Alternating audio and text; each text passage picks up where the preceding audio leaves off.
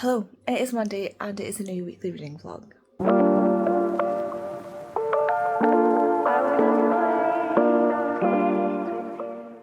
It is Monday, which means we are going on holiday. It is the 1st of July. I need to change that calendar. I changed the one up. Did I change the one upstairs? I think I changed the one upstairs after midnight. But I need to change the one over there. We are just doing the finishing touches to the packing. We literally have like that stuff's not going. That's Hamish's food for like just his like monthly like delivery, and Kay's presents from our friends. But that's Kay's suitcase, that is my bag, that is Hamish's stuff, and that is some food and bits that we're taking with us. Just like snacks and stuff for the car and bits and bobs that we're taking that we don't think are like my cereal and stuff, that there's no point in buying a big box of cereal when I can just, because I have Weetabix, so I've just hauled one of the things out of it. And then like Hamish's, another bag for Hamish, because he's a high maintenance, he's a high maintenance puppy. Are you a high maintenance puppy? He is embroiled in scandal. I can't.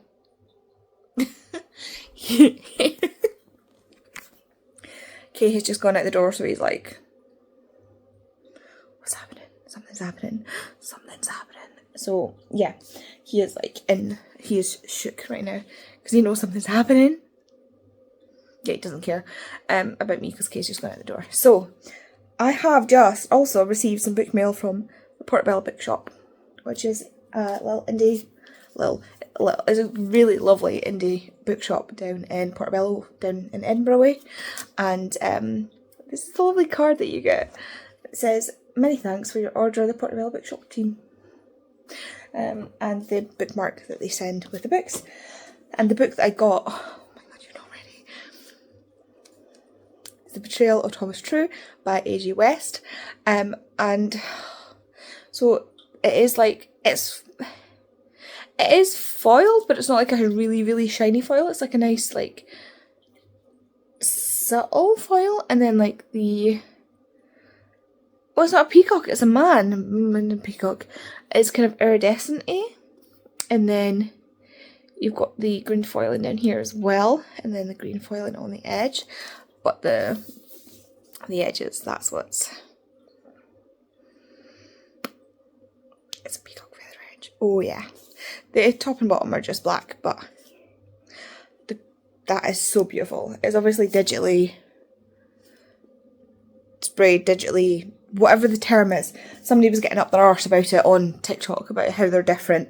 I get it. It's not a sprayed edge, because a sprayed edge is this.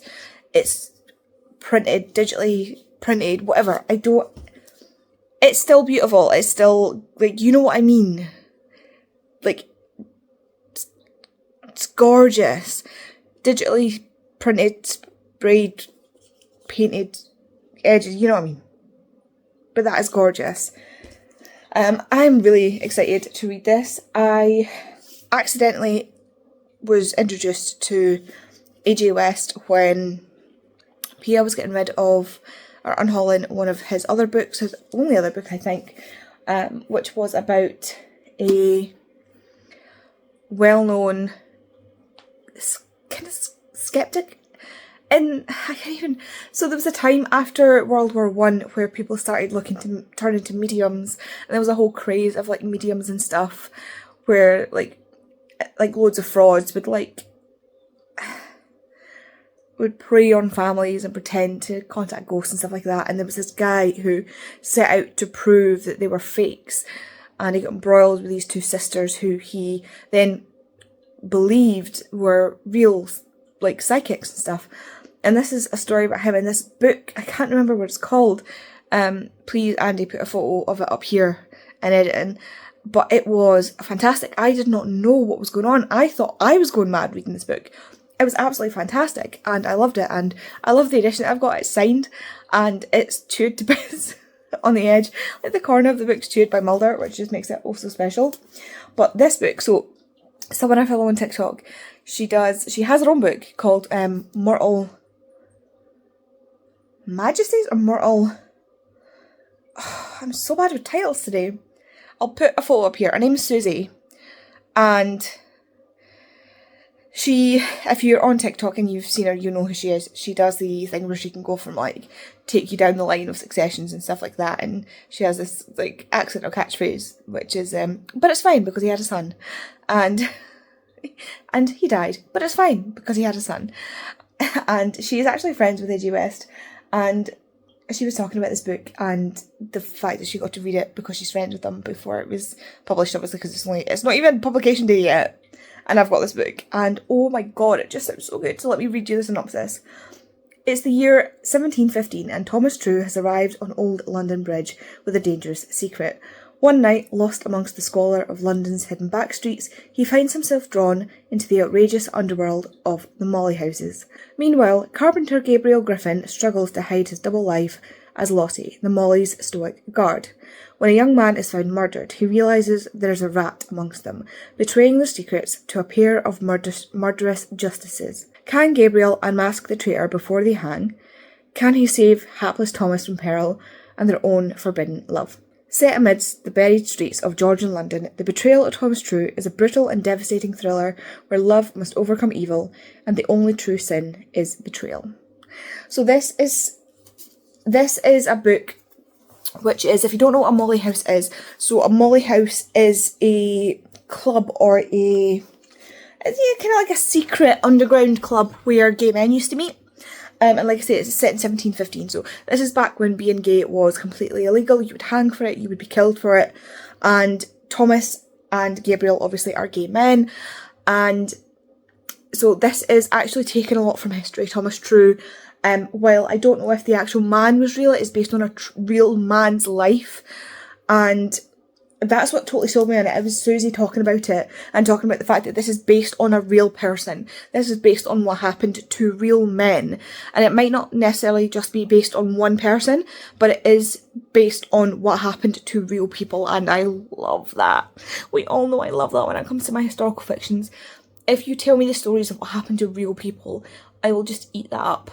Like, I want to know what happened to real people, but, like, give me it in a slightly dramatic flair in a historical fiction, if that makes sense. I'm loving queer stories being brought to, like, the front, and this just, after the incredible way that the first book went, I am so looking forward to reading this book. I honestly cannot wait to read this book. It might just shoot up onto my TBR. We'll see how I do this week. I am taking 10 books with me for a week's... I'm not even away for a week. We're away Monday to Friday. And I'm taking 10 books with me just so I have options. Hamish is now down to nosy at what's going on. What's happening? What's going on? Don't worry, you're coming with us. We wouldn't leave you. Where do we back up? Yeah, so I've taken 10 books. We'll see how I do, and this might get put on the TBR for this month, just so I can read it, because I don't read thrillers, but if it's anything like his first book, I am so excited to get to it. And from Susie actually did a video on TikTok where she was like demanding an apology because of how much this book made her weep, and I'm here for it. So anyway, I'm gonna go. Kay's getting everything ready in the car. She's like getting the dog hammock and stuff like that in the car so that we can get all the stuff in, get Hamish in the car, get ready to go. Our check-in time is 4 o'clock. It's only going to take a couple hours to get there, so we need to leave soonish. But we've had lunch, we're getting ready to go, so I will speak to you later when we're there. Hello, we are here, finally. Oh, Hamish just going straight to his bed, that's cute. Yeah, it was a 2-hour drive, but I don't know about you, but it felt like longer to me. The penguins are upside down. She's putting Hamish's blanket on the furniture so that you can go on the couch. They didn't say anything about him not being allowed on the couch, but we're putting a blanket on anyway so that you can go on the couch. But yeah, so I'm just gonna give you a quick like show around. Our stuff is here, so it is a little bit messier now, but I'll just give you a little tour. this is the door that you come in, and then you come into, there's Hamish on the couch. Oh, he's like, don't film me, mother. You come into this sort of lounge area. You can hear Kate trying to get out of the way of the camera. It's got 2 couches, one over here, one over here. Bed, but I don't know which one. One of them is a sofa bed, yeah, but I think it'll be this one. I think it will be that one. Yeah, that you can get 2 kids on as well. And Mr. Hamish here, just primed and ready to trip me. And we've got this log burner up here as well, which is really, really nice. And just like the roof, because it's like a round shaped thing. I've got the TV up there. And Hamish, can I pass, please? Hamish, excuse me, please. No. Beep beep. Thank you. And then you come round here, and there's a dining table and the kitchen area. The photos don't do it justice. The photos on the website make it look a lot smaller than it actually is. And you've got like a full little kitchenette in here. Like you've got like an oven and hob and a microwave. And yeah, they've used the space really well. And then through this door, you've got, oh my god, the bedroom. This bed, again, the photos on the website really don't do it justice, do they? No. I think they can probably twin those beds as well, by the looks of things. Mm-hmm. Your expert housekeeping opinion, what do you think? Oh, Hamish has gone into explore. I need to remake it, but yeah. Kid's gonna remake the bed. Yeah, so again, you can see where the roof kind of goes. I don't know why I think that's really cool. We've got this little tall boy here. This bed is massive, by the way. Can I just... I'm actually quite glad. Hamish trip me up again. Oh, it's actually, I thought it was white, and I was like, why does it look funny? It's not. It's olive. It's some kind of off-white. It's some kind of off-white. Oh, we've got more lights. There we go. Some more lights. Hamish is exploring in the corner. Does that smell interesting over there, Hamish? I do like we've got a window just there as well. Yeah, I got a window into the... And then we go back out into the... here. And then I've got the bathroom in here. And again, quite a big... Oh, Hamish is doing the tour. Okay. Quite a big bathroom for the space. Hamish is just checking it all out, making sure it's all clean properly. Yep. Is it past muster, mister? Yeah, we're good. Okay. So it's got just, you know, stuff for... Got a walk-in shower, which is nice.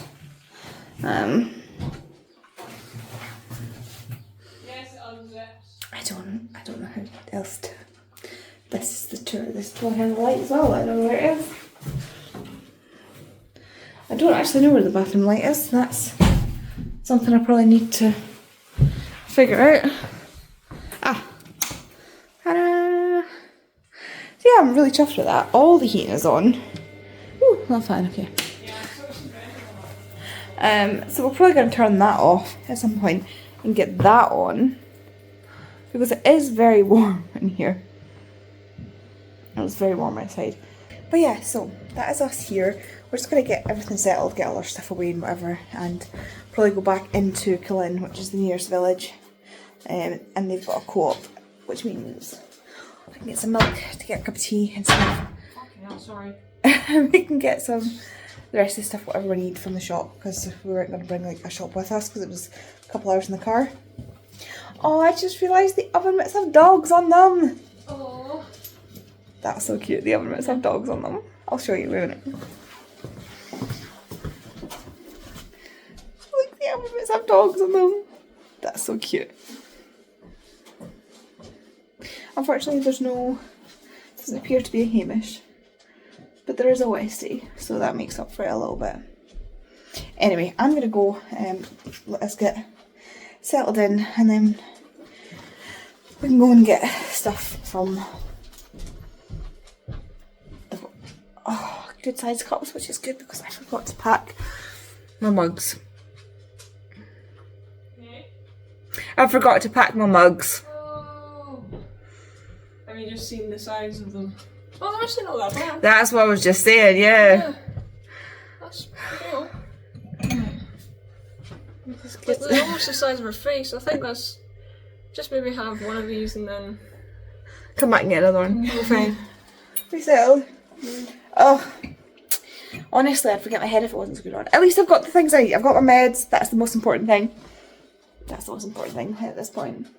Anyway, I'm gonna go and I'll speak to you later. I have just realised it is now Wednesday afternoon and I've not vlogged since we got here on Monday. So I should probably vlog something. We've not really been doing much. We went into the village to grab some supplies and stuff for like the kitchen because obviously there's no food. And that's pretty much it. We've just been chilling out. We've got the fire going. Nice log crack right on like command there. I have finished Out on a Limb by Hannah Young. I'm not reading nearly as fast as I thought I was gonna because we've just been watching like trash TV, like Supermarket Sweep, and well, I've just finished watching Supermarket Sweep, Deal or No Deal. We watched Venom Let There Be Carnage last night. We honestly, it's just been like so much random daytime TV we've been watching. I'm just chilling out. Hamish is absolutely conked out of sleep on the couch over there with Kay while she's watching, I think, YouTube videos. It's just started absolutely heaving down raining. It's just stopped actually. It's just been raining on and off really. So we've just been staying in. This is just meant to be a relaxing week, so yeah. But I read the entirety of Out on a Limb and absolutely loved it. This was so much better than I think I could have thought.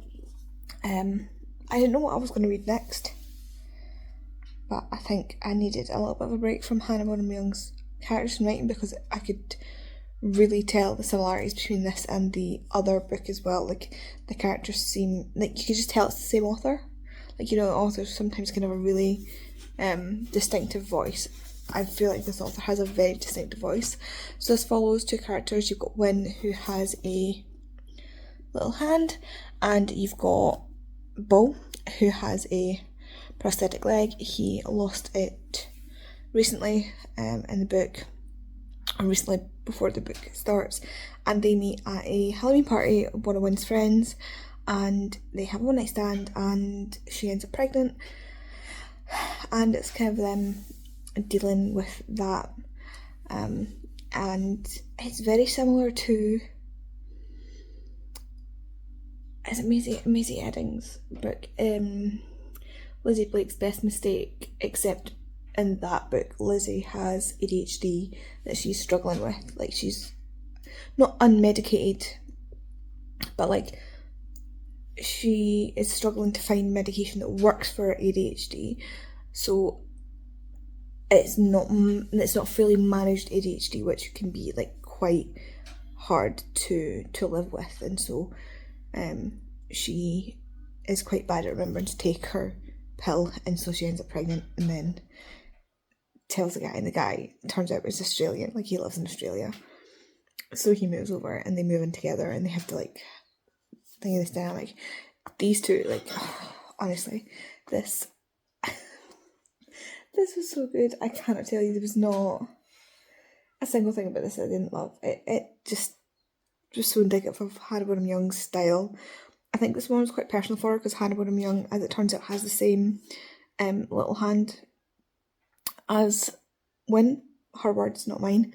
And she has a baby, and she went through the same sort of panic of, would she be a good mum because of it? Because obviously there's a lot of things you can't do the same as other people with only one, like, not with one hand, but like one fully usable hand. Like, the world is set up for people who have fully usable bodies in general. But like, if you think about how you do up buttons and different things like that, like buttons and zippers and so many baby clothes. Like, I don't have a baby obviously, but like there are so many things that you need 2 fully functioning hands for that it makes it difficult for new mothers.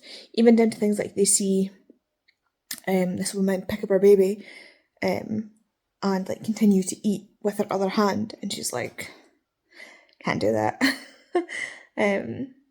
And the way that the world is set up is not for people with disabilities. Like, even for me, like, while I technically have function with both my hands, like I don't have like obviously a limb difference.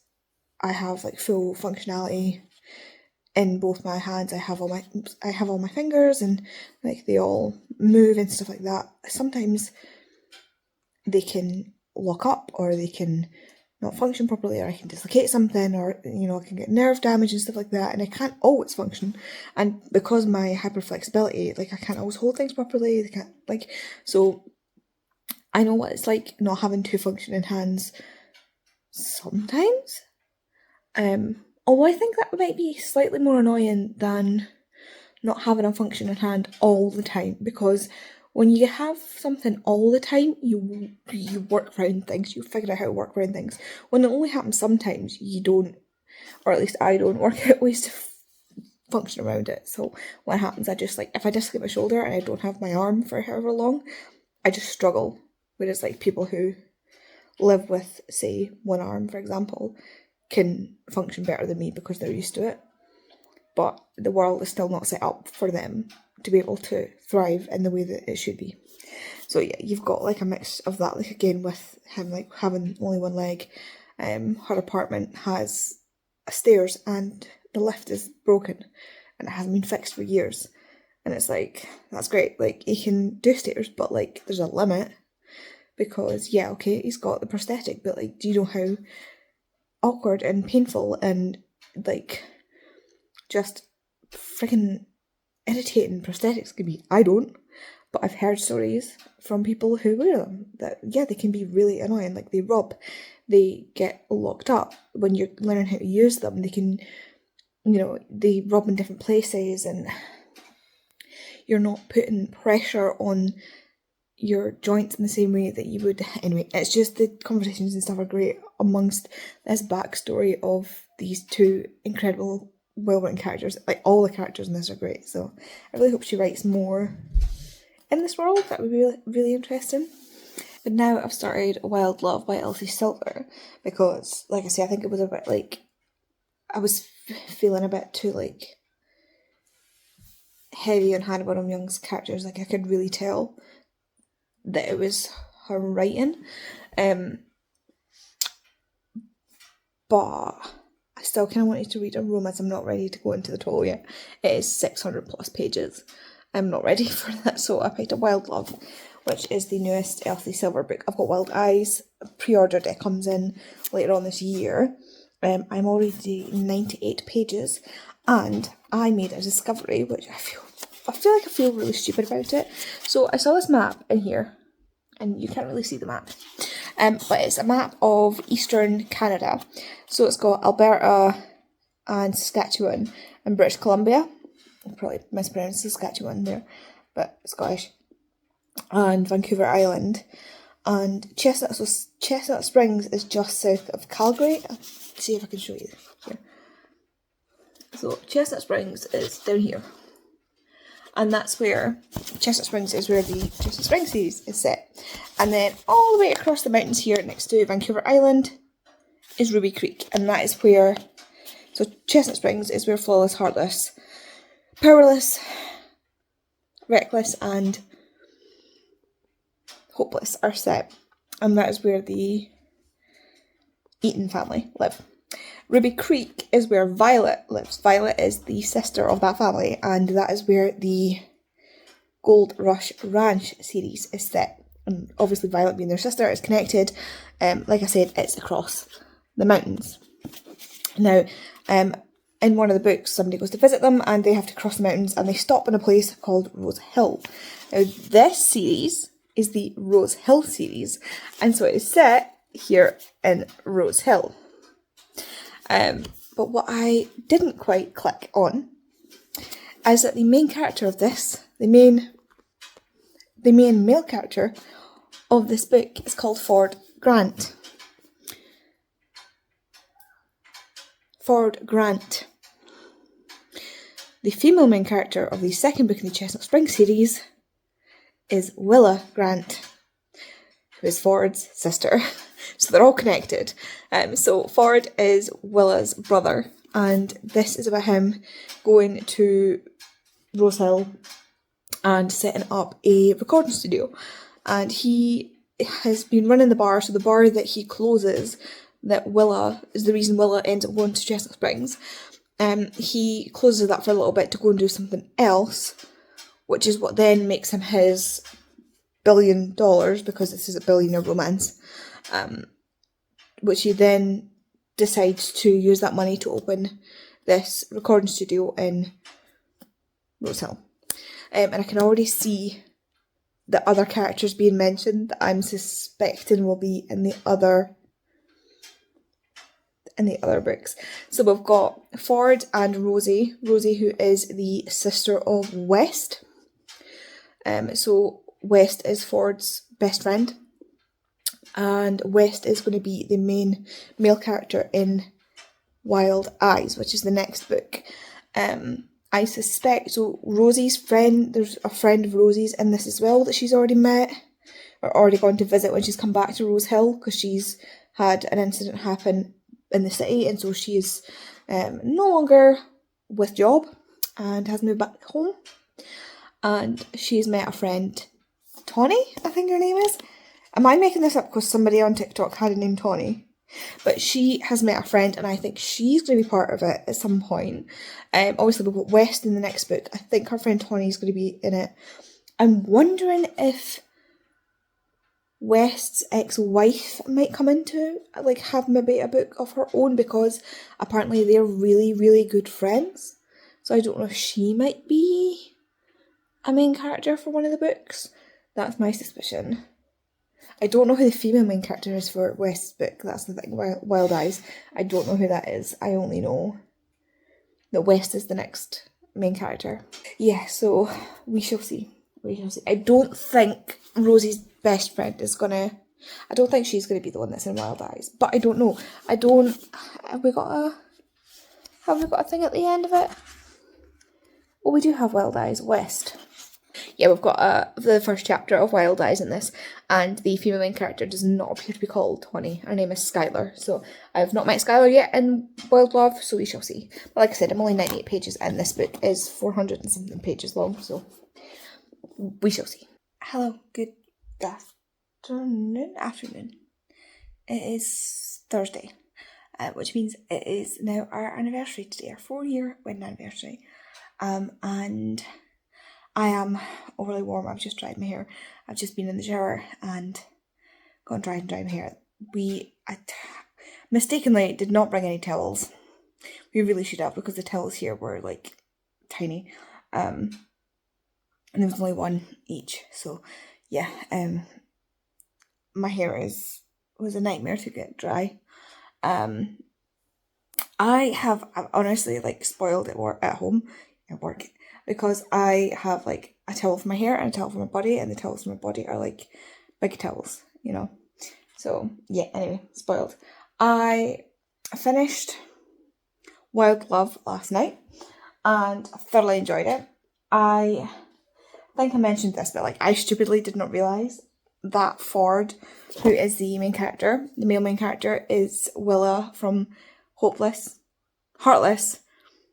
Heartless's brother. Willa is Ford's sister. So yeah, when that penny dropped, I was like, oh, it's all connected. So yes, I'm very excited to have that connection in the series. I really enjoyed it. I think it was a great introduction to Rose Hill and the characters there. I didn't like it as much as I liked the Chestnut Springs series. Or the thing is, this one wasn't quite as high drama, I don't think. And you know, some people will like that. But I don't know. I think we'll have to see how like Wild Eyes and stuff goes. But it wasn't... I still loved it. I just didn't love it as much. Maybe, I don't know if it's because it was like start and stop and stuff like that, because I kept watching like Deal or No Deal while I was doing it. Anyway, yeah. So now I'm reading Next to You by Hannah Bonham Young. I'm 130 pages into that. Although it starts on page 13. I hate it when they do that. Just start on page 1 so I can get my pages effectively. So I'm 130 pages minus 13. That's how many pages I have read. And so far I am enjoying this, of course, because Hannah Bonham Young is an excellent writer. We have Lane, who is agoraphobic and anxious and has a lot of issues going on family-wise. There has been... so her dad died when she was younger, and her twin and her are like really, really opposite. They're not identical twins. They're very, very opposite. And her twin is engaged to this guy who she's only been with for 9 months, and he sounds like a right douchebag, and his family sound like right douchebags, and I'm interested to see where this is going, because I really hope they don't get married. But we shall see. Like, who invites their sister to the wedding? No, I'm not gonna spoil it for you. Oh dear. Kay and Hamish have just gone out for a walk, and it's just started pouring down with rain. Hamish doesn't like the rain. He thinks he will melt. So he's probably gonna have, like, try to find somewhere to hide. But yeah, it is currently 2:45. We have a reservation at the restaurant on site at 7:30,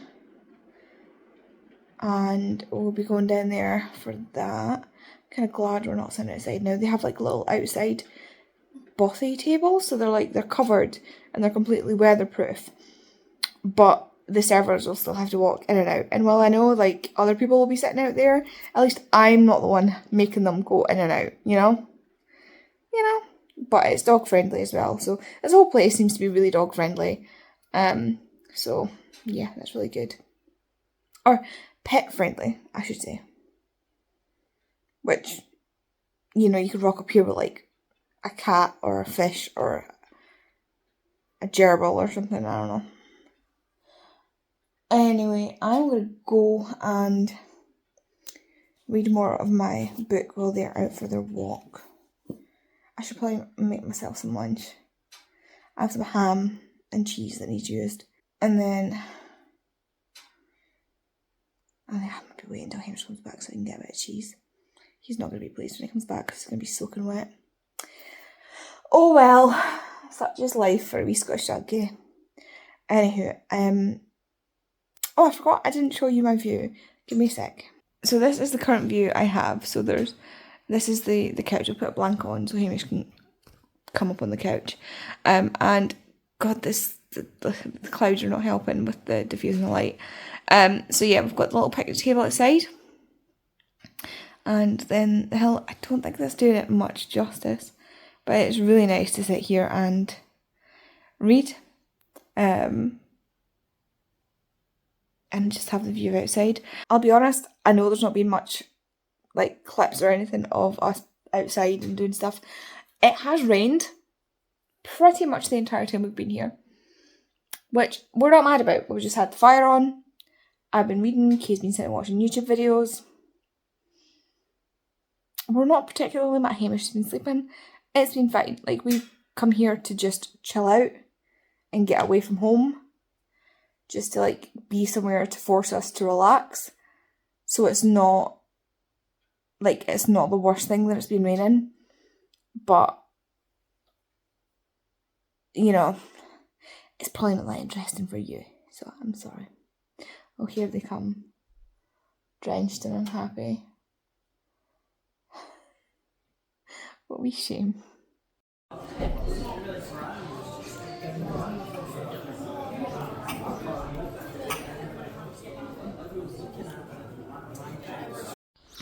So this is us leaving, and I feel like I didn't actually give you a proper tour. So this is where we were staying. This was the actual thing we were staying in. this is the front door. Don't mind me hitting the couch. And then came in the living room. Kitchen's through there. Came into the bathroom. I showed you the wood burner. And then bedroom is all stripped down now because I've stripped it all down. And the kitchen in here. But yeah, that's us heading out now. I'm actually going to go open. I'm going to have to reach over because I'm too short. I'm going to go open the blinds and then we are heading off. Hello, it's Friday evening. Definitely evening now, it's like 10 o'clock at night. We are home. We have been home for a while now. We left at like the back of 9 from Lochte and we stopped in Perth at a Costa for some food and then came home and pretty much unpacked when we got here because we had some food that was needing to go in the fridge. And we just kind of had the momentum, so like got our stuff out of the suitcases and well, I needed to get my books out anyway and get into jammies and whatever. And then I sat down and watched some YouTube, fell asleep. I kept waking up, going back to what I'd missed and restarting the videos. So, Becca, gem smash if you have increased views on your most recent videos. You're welcome. Because I have set my watch later up to view, and then I can't remember what I was watching. I was watching a video. I can't even remember who it was. Somebody else, and I woke up and it was a totally different video that was on, and I was like, that's not even the video that was on after it. So I'd missed like, I'd gone through like at least 6 videos on my watch later, including Becca's wrap up, Smash's wrap up, and Jem's goals check-in video. So I went back to the start of the video that I fell asleep halfway through, which I think was Books and Lala's wrap up, quarterly wrap up. So I went back to the start of that video, even though I fell asleep halfway through it. I was like, I would just go back to the start. Went back to the start of that, fell asleep halfway through it again, woke up partway through Becca's wrap up, went back to Becca on the book. Went back to Books and Lala's video again and restarted it, and it just kept doing it until I managed to watch all of them all the way through because I just kept falling asleep because I was so tired. But I'd always fall asleep through the first video because I was so tired. Just all the travelling. But yeah, so if you've got a few extra views that probably not even noticeable. But that's why, because I kept falling asleep and your videos were just playing in the background.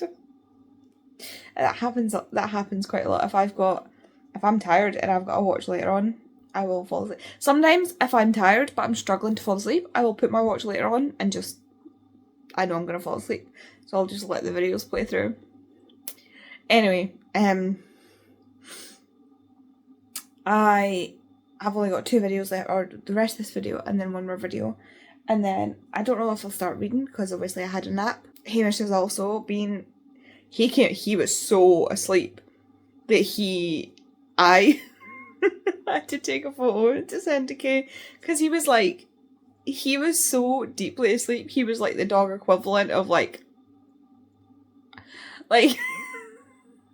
I woke him up from my laughing. Like, his mouth was open and you could see his teeth, and it was so funny. You know, dogs, like, you see the little front teeth, and normally you just see like the little But his mouth was open. He looked so funny. I trying to get the photo zoomed in while laughing, like try to take the photo while my hands were shaking from me laughing was so difficult. Honestly, I cannot. He was so dead asleep because we barely slept the first 2 days. The first 2 days we were away, because he was a total menace, just climbing all over us. Like, it was like he was checking we were alive every 5 minutes. And then last night we didn't get much sleep because we were watching the election stuff coming in. Which I don't even know why, because we weren't gonna get any significant thing. But then I woke up like twice through the night and checked the election results. Again, don't know why. We weren't going to get any significant results when I woke up, but I was waking up because my legs were really hurting as well. But went to sleep round about back 1, and then had to get up to check out, just finishing bits, packing and stuff, and then check out for 10 o'clock. And yeah, so I'm just really tired. We're just really tired today. I did, however, finish 3 books while I was away. So it is the 5th of July, and I have finished 3 books. I am so chuffed. So you would have seen that I finished Out on a Limb, and Next to You by Hannah Bonham Young, and Wild Love by Elsie Silver. Next, I'm going to be reading Fire Study by Maria Snyder. Yes, I know we're supposed to have the live show like next week, so I'm not going to actually read this because it's got some fox in. Just this copy's getting dumped before it does anything to the rest of my books. I've downloaded the ebook copy. I've just bought it. It's on 99p on Kindle. So I've just bought it and I'm going to read it on my tablet. So I've been charging my tablet and updating my apps and stuff like that. So I've got it loaded up on my Kindle. I'm just going to finish watching this and then I'm going to start that. I've got my Kindle up on that as well. So it's ready to go on both my phone and my apps. I'll probably just read it quickly on my Kindle. Because I'm somebody that likes to race my Kindle. Like when it says like you've got this, like it's going to take you this long to read the book, I race it. I don't know why. It just spurs me on to read faster.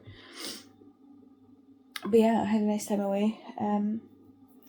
It's nice to be home though. It's really nice to be home. I don't know what I told you earlier. I'm sure I spoke to you earlier because I'm sure I told you about getting reckless. I think I showed you that I got reckless. I might have. Did I tell you I got reckless? If not, I'll show you now. So I came home to book mail and it's Reckless by Lauren Roberts with the red sprayed edges to match. I really need to read Powerless. Powerless is my this month's jar pick, so that's good. And of course they've released Fearless, or they will be releasing Fearless special edition in hardback, just to mess with me. So thank you very much. Hamish, no way to get a drink.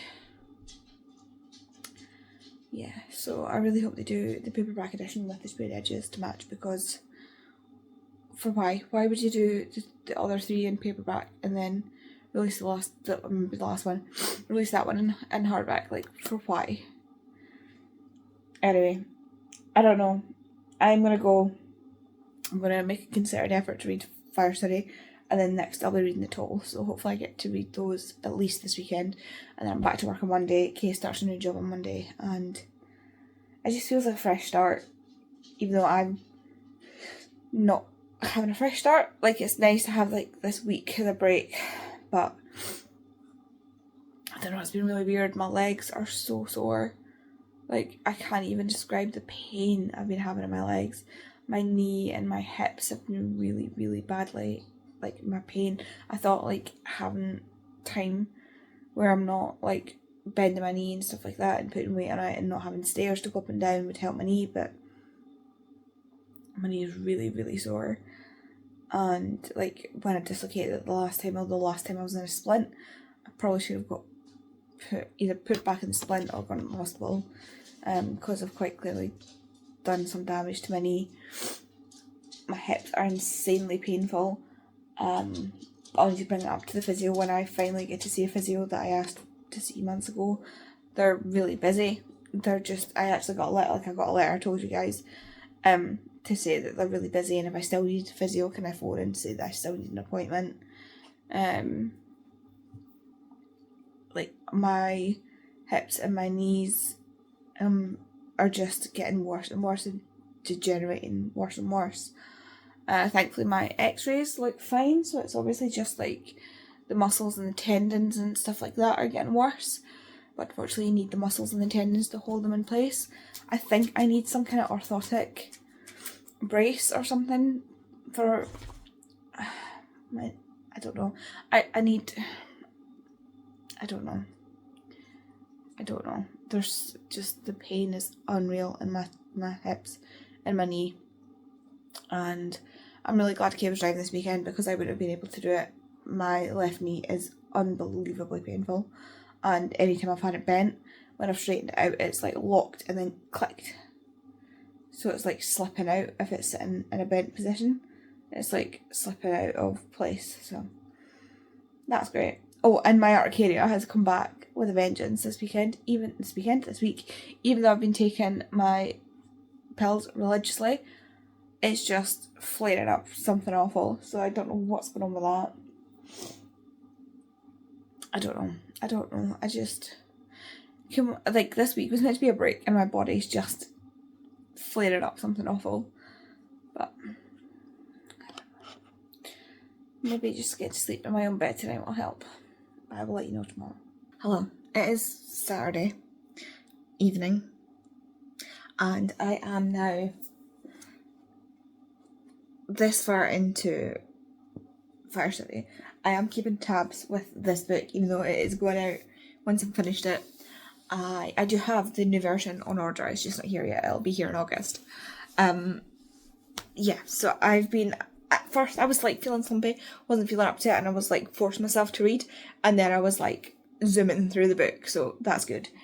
I am again enjoying it much more than I did the first time, but I've just fallen down a sinkhole of watching diving shorts on YouTube, like people diving, like Olympic, or somebody who didn't make it onto the Olympic team, diving, and a Red Bull diver as well. She was doing 20-foot dives, and this guy was like, he didn't make it onto the Australian diving team. How that happened, I don't know. But I just came across a video that made me want to like, and it was like a doctor, an actual like medical doctor, talking about how a lot of physical pain is manifested mentally and through like negative thinking and this, that, and the next thing. And this is a thing that's coming out a lot more now. And while I do talk about books on my channel, I also like to talk about disability on my channel because I am disabled, with a chronic pain, a condition that causes chronic pain. I don't like to refer to it as a chronic pain condition because, as I'll talk about in a minute, there are conditions that are chronic pain conditions that have pain that is caused by things that aren't like injury based. So like my pain is caused by consistent injury in my body. So like my joints dislocate constantly, my muscles are having to work like and move and contract and stuff constantly, my muscles spasm constantly. My pain, the root of my pain is consistent daily injury. That is where the pain comes from, or that's where the majority of my pain comes from. I do have chronic pain from other things going on in my body as well, but the majority of the pain in my body comes from consistent, constant injury. There are some conditions where the pain comes from other sources. And that is relevant to the point I'm about to make and to the point of the video. And the video was made, so that's why I don't like calling it a chronic pain condition, even though I say it as a condition that comes with chronic pain. It's the other way around. Like, it makes sense in my head. It doesn't matter. It's apples and oranges. It doesn't really matter at the end of the day. But I'm seeing this new initiative that's coming around, and I think it's a great thing, but it's a dangerous thing at the same time for people who have conditions like mine. And the NHS 5, which is the NHS that my council comes under, has been, and I replied to their tweet, have started this new pain clinic initiative where it's to try and reduce the number of like opiate painkillers and stuff that people are being prescribed. I'm assuming they're getting pulled up for the amount of painkillers that people are being prescribed now. I have opiate painkillers. That is what I'm prescribed. I am prescribed cocodamol, which is codeine and paracetamol in a tablet. I'm on the strongest dose you can get, that you have to get on prescription, because that is the only thing that takes the edge off my pain. These are the kind of painkillers that people like will put people on their arse. Some people like can't take them because it really makes them loopy. It makes Kay loopy. Like, she was on it for some, I can't remember what it was she was on it for, but it made her a bit loopy. Some people are totally fine. They don't do anything to me. Some people can't take them. It just depends on how your body metabolizes them. But for me, these are extremely strong painkillers. Like, these are really strong. The doctor will tell you they are strong painkillers. For me, they barely do a thing. Like, they barely touch the pain. But I'm on these because we have worked our way through from the basics to pretty much everything you can. And these are the only things that they either do anything for a start, like even put a dent in my pain, or that don't give me side effects that are worse than my pain. Like, some of them make some other pills that might actually be better, like non-steroidal anti-inflammatories like naproxen. Naproxen is actually better at taking my pain away, but is really, really bad for my gastrointestinal system. Like, if I was to take naproxen the way I need to take it, I would be in with an ulcer or severe gastrointestinal issues within the space of a year, if that, because it makes me intensely sick. I can take it, it's on my, I have it as like an emergency. Like, if I'm having the worst flare-up of my life, like, that's when I take naproxen. It is an emergency drug in my toolkit. Because it's not an addictive substance, whereas cocodamol is seen as an addictive substance because it's an opiate. It's in the same family as like morphine and stuff like that. So I know I say morphine funny, sorry. So it's addictive, and so they don't give it out. NHS bodies are trying to lower the number. Like, there's a whole opioid crisis in America that's like fed into the UK, starting their nonsense with trying to get people off of opioid medications, even though like opioid medications can be used sensibly and help a lot of people. Like, for example, cancer patients, opioid medications are the only thing that can even remotely touch the pain for some cancer patients, for like their chemo and their end of life care and stuff like that. And frankly, if somebody is dying of cancer, like if they're at their end of life care, who cares? Give them what they want. Like, if somebody's got like weeks or something, or days to live, who cares? Give them what they want.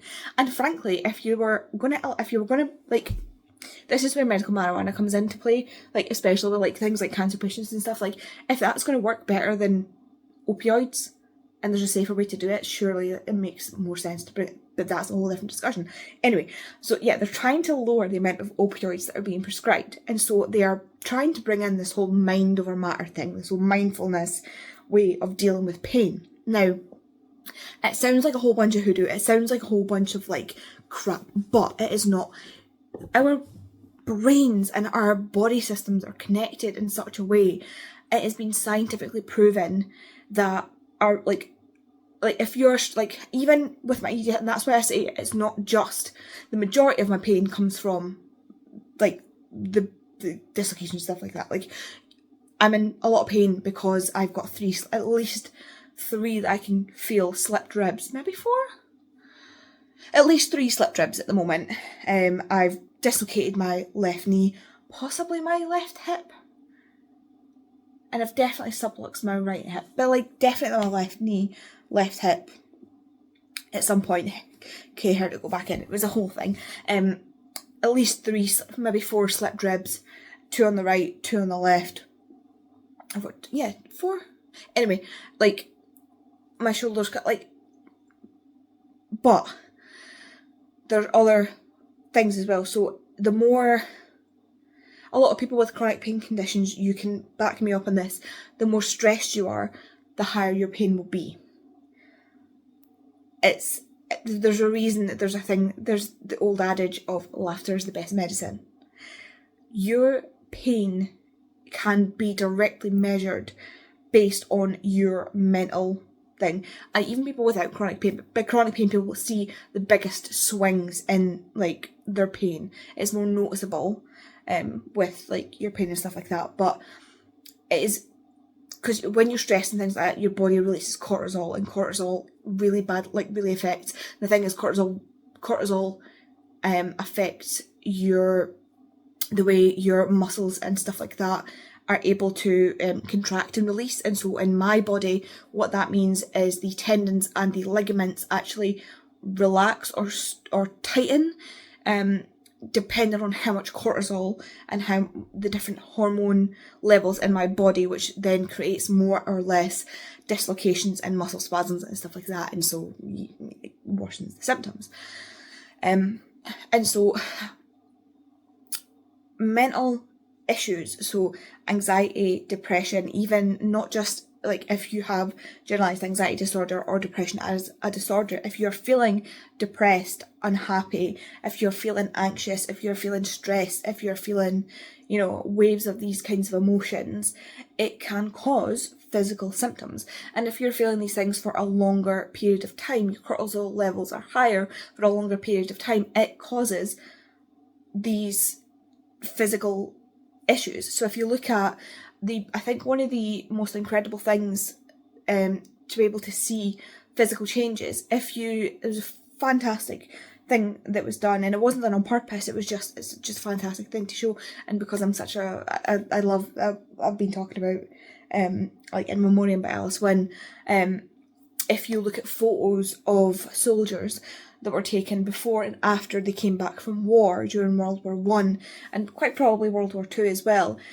Even World War One wasn't that long a time span, but if you look at the differences in the photos of these men, even a year apart, if you can find photos of them a year apart, they look like they have aged 10 years. They look like and that is to do with the stress that their body went through.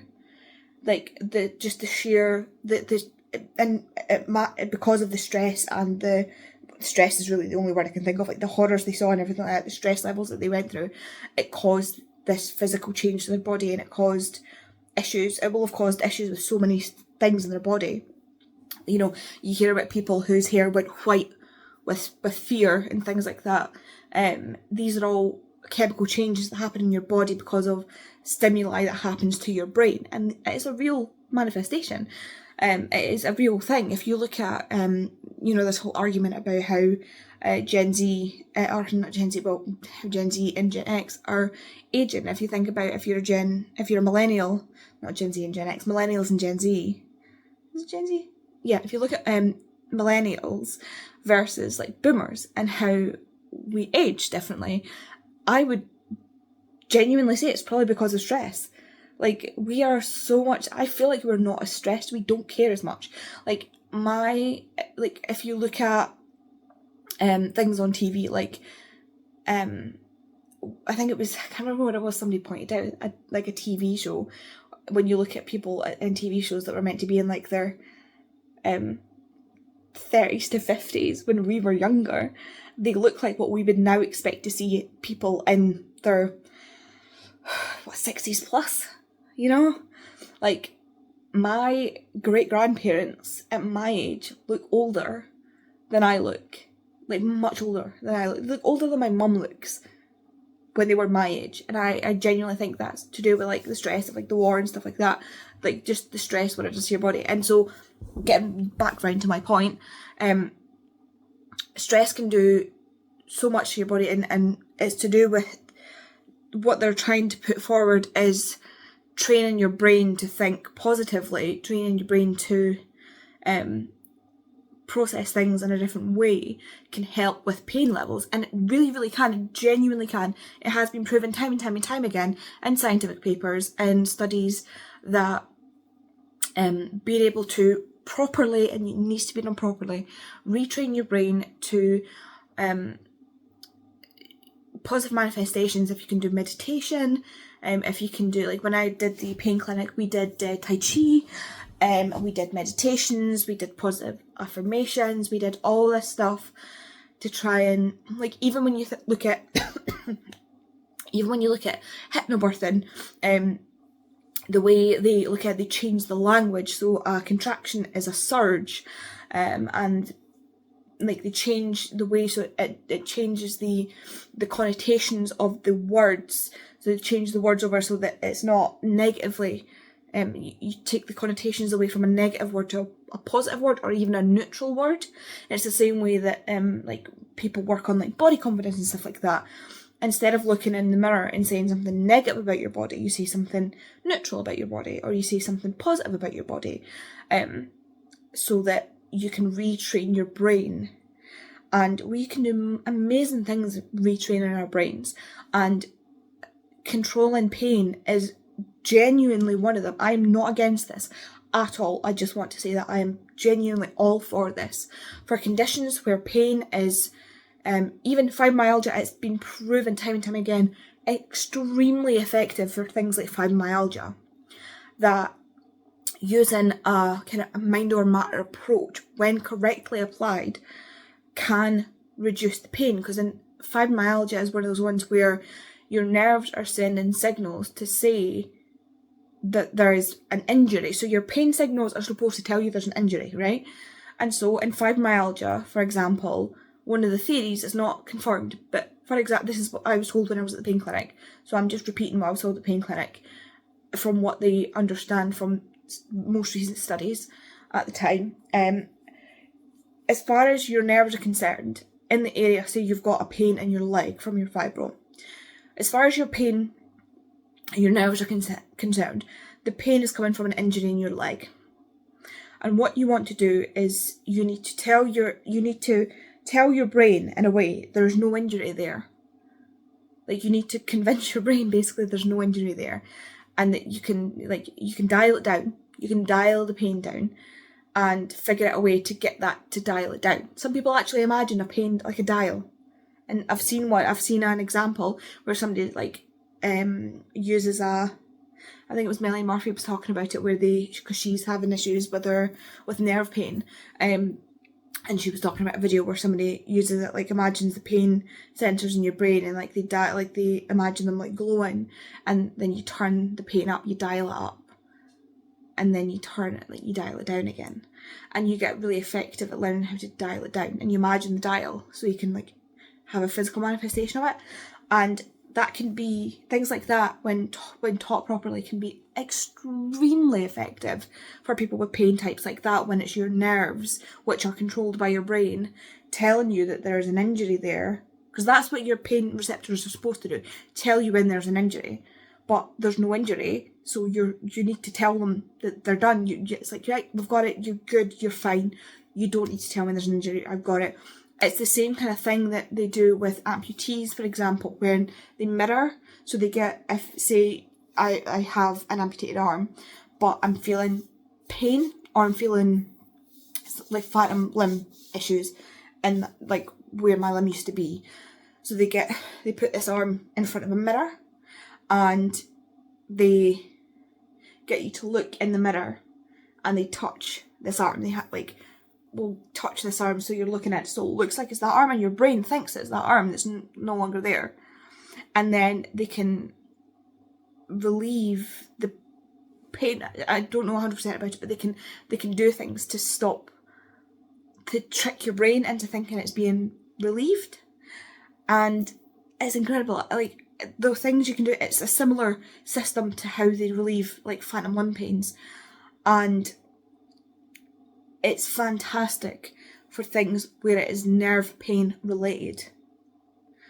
However, what I'm worried about, and that's what that video was about, the video that I saw that triggered this response, I was talking about this thing about how pain can be reduced from things like that.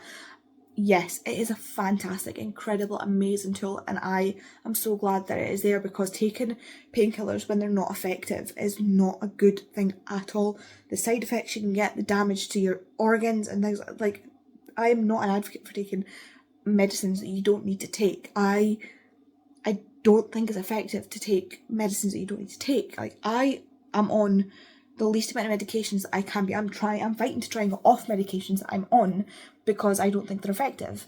And so, like, I think it's great. I'm not against it at all. But what's going to happen is it's going to cause people like me, people have conditions like mine, and to be like put under this umbrella and to be denied medications that we need to survive. So, for example, as I said, my condition causes dislocations and subluxations to joints every single day. Every single day I have multiple dislocations. I wake up and I have dislocated or subluxated joints and stuff in my sleep. So if you don't know what subluxation is, so dislocation is when a joint comes out of the socket. So say this is my fingertip is my shoulder or hip joint, because they're a ball and socket joint, and this is the so this is like where my leg goes into my hip, and through the night that will fall out. So what a dislocation is when it comes completely out of the socket and I need to put that back in. And if a normal person was to do that, someone who doesn't have a condition like hypermobile EDS, which is HEDS, or hypermobile spectrum disorder, if you don't have something like that, you would normally be in horrendous amounts of pain and would need to go to the hospital and be put under sedation to put that back in. But because I have the condition that I have, normally I can put that back in myself. It is only when it gets stuck or gets really quite damaged that I need to go to the hospital and have a doctor put it back in for me. I've only had to go a couple of times to get that done. Once for my knee and once for my shoulder, twice for my shoulder. But usually I can get it back in myself without much trouble. A subluxation, however, is when it comes out a little bit and then goes back. Like, it just kind of comes out some of the way, but not all the way. And but as you can imagine, it's not designed to do that. Like, it's meant to stay in there stably. It's meant to stay. It's not meant to do this. It's meant to stay in there. So as you can imagine, that's extremely painful. And it doesn't help when you're walking, like my knees, for example. So, if you can see my middle finger joint, my middle finger joint is the best one for that. So, for example, like if your knee is meant to bend that way, so that's like a knee joint, mine also goes that way. So it's not meant to go that way. And sometimes when I'm walking, I'll put my foot down, go to bend my knee, and it goes that way. I fall over, which is great. So conditions like mine, whenever my joints subluxate or dislocate, it causes swelling and inflammation and pain and stuff in the area, and so it is greatly painful. I dislocate like this joint and stuff quite a lot. My friend actually has like a really bad, they dislocated this knuckle so badly that they had to get MRIs because they thought there was a growth and stuff on the knuckle, but it turns out it just dislocated so often that there was a lot of damage. So every morning I have toes dislocated that I need to put back in, sometimes fingers, my wrist has come out, my elbows are not too bad, shoulders, sometimes things at my neck go. It's a whole situation. So as you can imagine, I cannot just positive think my way back into popping stuff into a socket. That takes painkillers. That takes painkillers to control that every day. So yeah, things like that, it'll trickle down and people like me won't be able to get painkillers, which will be life-altering because I can't function without painkillers. Like, the amount of pain, like, you wouldn't expect to dislocate something, especially not a joint as big as a hip, go to the doctors and them say, yeah, we're not going to give you painkillers. You would riot. So yeah, and then like people with arthritis, for example, would come and do the same thing. Like, arthritis is literally like bone rubbing against bone because the cartilage is worn away. That's not pleasant. So yeah, that's what I'm worried about, is like this is going to trickle down to the point where people have conditions where pain can't be controlled. If I could control my pain like that, I would be like breathe in, breathe out, like on my way to nirvana to get this pain. Like, I'm here for it. Like, I meditate every night before bed. I have a podcast that I listen to for it. Like, I am all over that. I've tried everything. I've tried it. If you can think of it, I've tried it. Have I tried it? Yes. Are you thinking of it? Have I tried it? Yes. I guarantee there is nothing you can see down there that is legal that I have not tried.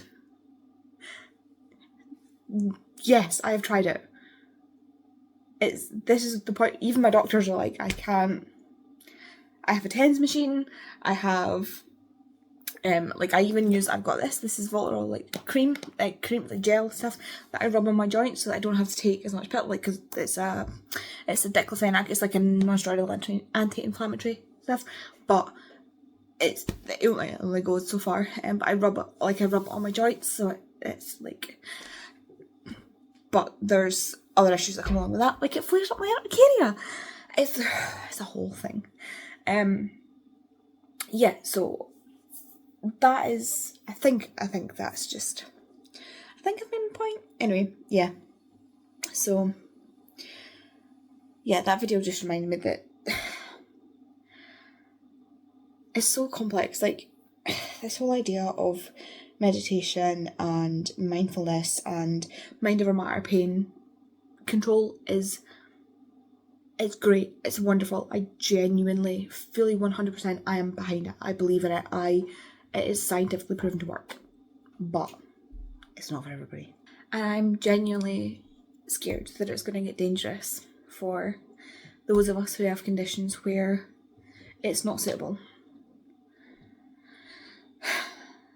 I don't know. I just had a thought and felt like I had to share it. Which you might be like, Andy, I kind of wish you didn't, because this has been a long and rambly clip and probably made my vlog double in size for something that you don't care about. But yeah, I don't know if I told you about my knee. I'm gonna put that in my hair shape. I don't know if I told you about my knee. But I don't remember if I was vlogging when it happened the first time, but I dislocated my knee pretty badly a few years ago. A couple of years ago now, and I ended up in the most ridiculous thing. I ended up in a splint, and it was blue. It was like the bright blue colour, and it went from my hip down to my ankle, and it had like metal. It was like a soft, fabric-y sort of thing, but then I had metal rods down the side to keep my legs straight. So it was basically kind of like having a cast that I could take on and off, to stop me from bending my knee, which you forget how to walk up and down stairs when you can't bend your knee. See when you try to walk up and down stairs and you forget that you can't bend your knee. Oh, the amount of times I nearly fell down the stairs. Oh, I tell you, because like you forget that you need to put like. You really forget how to do stairs, how you walk up and down. Pay attention to how you walk up and down stairs and see how often you bend both your knees. It was dangerous, very dangerous. So yeah, I got put in the splint. They took x-rays and my patella was like, so my kneecap was like this far away from where it should have been. Like, it was so, the tissues around it were so swollen and filled with fluid. It was floating like a couple of inches above where it was meant to be. And my knee was like so swollen, it was huge. And it actually got stuck because I was upstairs and I had, this is a PSA, so I had my feet on, I was at my desk and I had my feet on the floor. And I turned my chair to stand up. And because I had rubber-soled baffies or slippers on, I turned my chair and I turned to stand up. My feet didn't turn. The rest of my body turned though. And my knee just went. So I had to do that stupid splint. I couldn't get my knee back in. I had to come downstairs because Kay didn't listen to me when he yelled at her. So I had to come all the way down the stairs with a dislocated knee. Remember that? When I dislocated my knee? Yeah. And I came all the way downstairs and I was like, okay, you need to help me get my knee back in. She was like, I don't think I should do that. And I was like, no, it's fine. And she was like, I think you should phone the doctor. And I was like, no, I'll be fine. And she was like, I think you should go to the hospital and do it. I was like, fine, I'll do it myself. And so I put it back in, and then I was like, and then it just started going, woo, and I was like, I probably should have gone to the hospital. And she was like, So then we called 111, and they were like, what do you mean you put it back in yourself? And I was like, it was sore. And they were like, you're not meant to put it back in yourself. And I was like,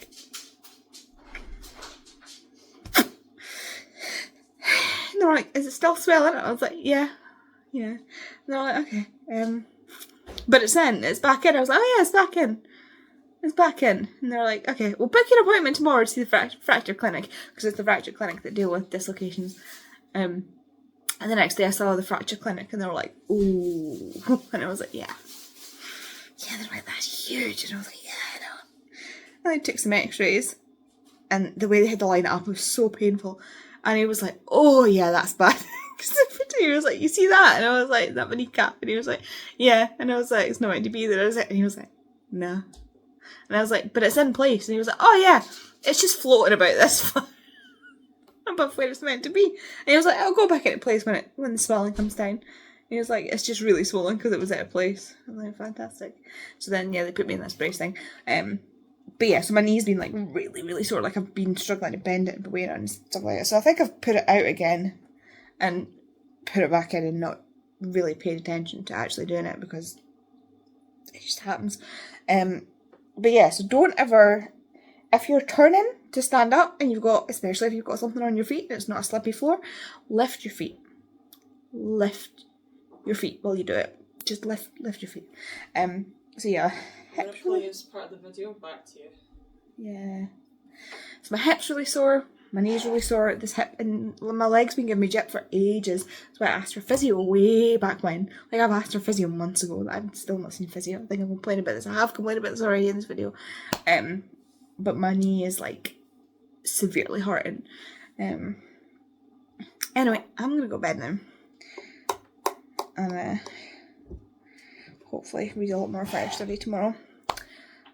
But you're welcome for whatever the hell this ends up being on this vlog.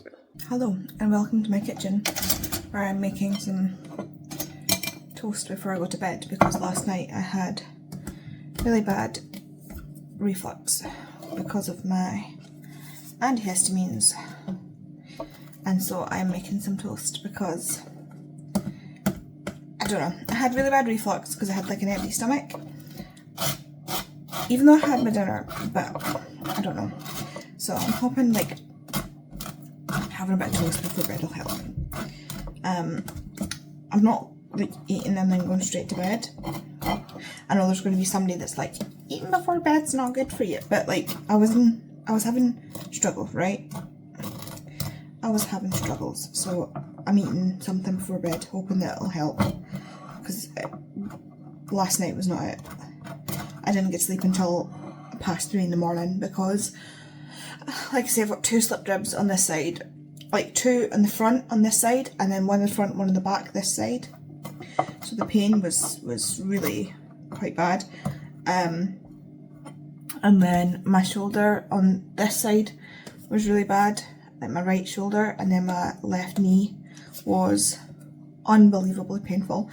I had to get up and put Voltarol in it to get rid of the pain. It was really, really bad. Really struggled to sleep last night because of the pain, and yeah, I'm going back to work tomorrow, so can't be having that. I've decided not to shower tonight, as you can probably tell by the fact that I am looking like this. So I'm going to shower tomorrow morning. I'm going to get up early and shower tomorrow morning. And I have washed my face and put copious amounts of moisturiser on it, just to, you know, give my face a bit moisturised. But I thought I would come with this horrendous downlighting and finish the vlog while I made my toast. Nice toast here, just with some butter on it.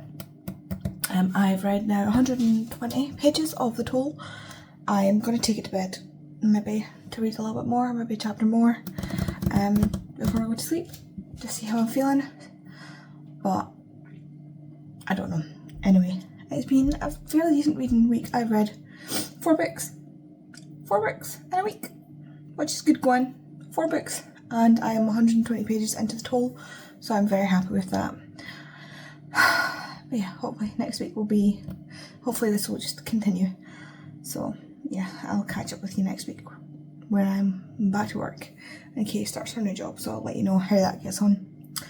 Yeah, if you want to let me know you were here, leave me some kind of like, I don't know if there's a toast emoji, some kind of food emoji down in the comments, and I will see you in the next video.